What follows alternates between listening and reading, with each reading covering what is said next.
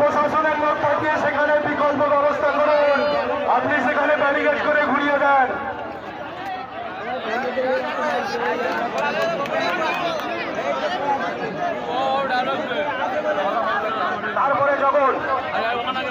তারপরে দিনভর এইভাবে মারধর চলছে ভাইপোর উপরে, ঠিক আছে।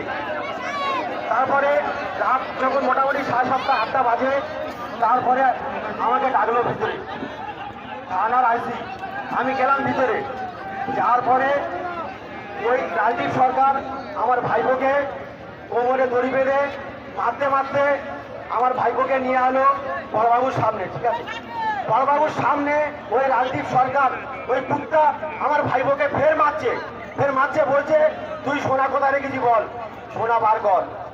আমি তো জানি ভাইপোর কাছে নেই সোনা, তো ওই বড়বাবুর কাছেই আছে, আমি জানি। তো ও তো সোনাটা আত্মসাৎ করবে বলে চক্রান্তটা করছে, যে আবু সিদ্দিককে চোর প্রমাণ করাবো, মারবো, মারধর করবো দিনভর।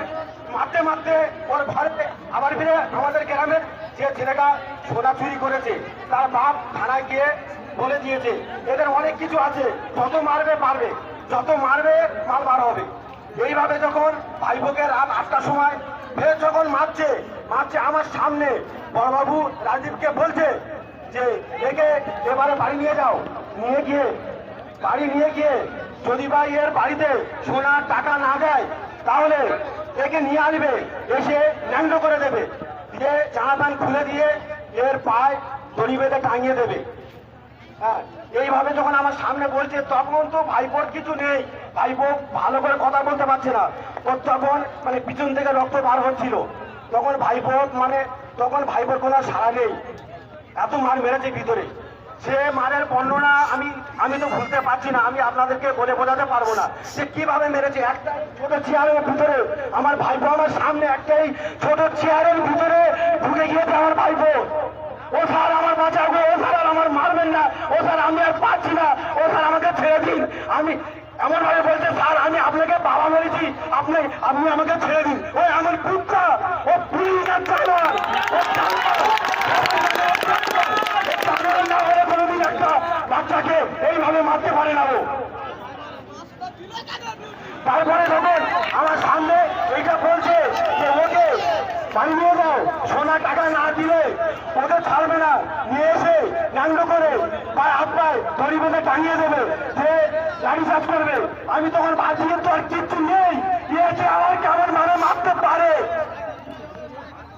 আমি তখন তারপরে যখন আমাকে ফোনটা দিয়ে দিল, আমি আমার বাড়ির লোককে ফোন করে দিলাম, বলি যে কোনো ভাবে তোমাদের হাতে কানে গলায় যা যেখানে আছে যে কোনো ভাবে তোমরা এই জিনিসগুলো রেডি করো, না হলে আজকে রেখে আর বাঁচাবে না।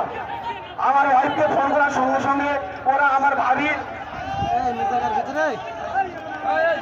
হাতে কানে গলায় যা যেখানে ছিল সেই জিনিসগুলো রেডি করেছিল। তারপরে ওই রাজীব সরকার বাড়ি নিয়ে যায়। তখন আমার ভাবির অপারেশন, আমার ভাবির তখন পেটে থেকে রক্ত বার হচ্ছে, ঘরে শুয়ে পড়ে আছে, ভাবি কাঁদতে পারছে না। সেইখানে ভাইপোকে কাঁচি বেঁধে নিয়ে গেছে, গিয়ে যখন বাড়িতে গিয়ে ভাবির সামনে একটা লাঠি মারলো, ভাবি আর কাঁদতে পারছে না, ভাবি তখন বেহুশ হয়ে গিয়েছে। সেই অবস্থা আমার ভাইপো বলেছে স্যার আমি একটু পানি খাবো, মানে থানায় তো আমার সামনে তখন পানি চাচ্ছিল, অনেকবার বলছে ও স্যার আমি আর থাকতে পারছি না স্যার, আমার 1 ফোঁটা পানি দাও, আমি 1 ফোঁটা পানি খাবো স্যার, একটু পানি দাও, আমার একটু পানি দাও। তখন একজনের নাম আমি ঠিক জানি না, টিএমসি বাড়ি দিল, তখন ওই থানার ভিতরে বসে আছে আমার পাশে, আমার সামনে দেখি না বড়বাবুর পাশে বসে আছে, আমাকে সে বলছে 1 ঢোক পানি দেবো, 1 ঢোকের বেশি পানি দিস না। ও মানুষ, ও তো একটা মুসলমান নাকি ও হিন্দু কি খ্রিস্টান আমি জানি না,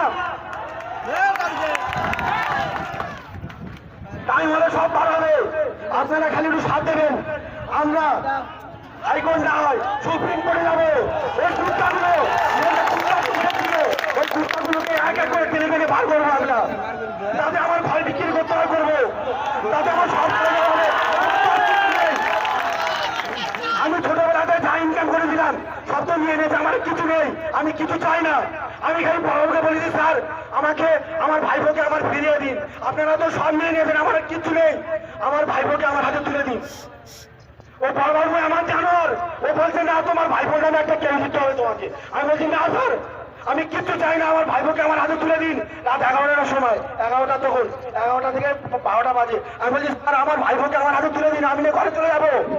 ও আমাকে বলছে না তোমাকে কেউ দিতে হবে ভাইপোর নামে বলে আমাকে অনেক কিছু বলে করে বুঝিয়ে সুঝিয়ে একটা সাদা কাগজে সই করে নিয়েছে।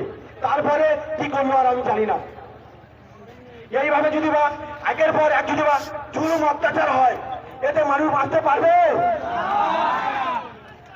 আমরা এর প্রতিবাদ চাই। আর থানার যে আইসি আর রাজীব সরকারের সঙ্গে আরো 4টে জানোয়ার ছিল, আরো 4 জানোয়ার ছিল। আমি তাদেরকে নাম জানি না, কিন্তু সেই কুত্তাগুলোকে আমি চিনি যে কারা এরা। আমার সামনে বললে আমি তাদেরকে এক করে সব বলে দেবো যে কারা কারা ছিল। মাস্টার ছিল একটা, ওই শাইন বলে কি একটা মোটামুটি শাইন মনে হচ্ছে।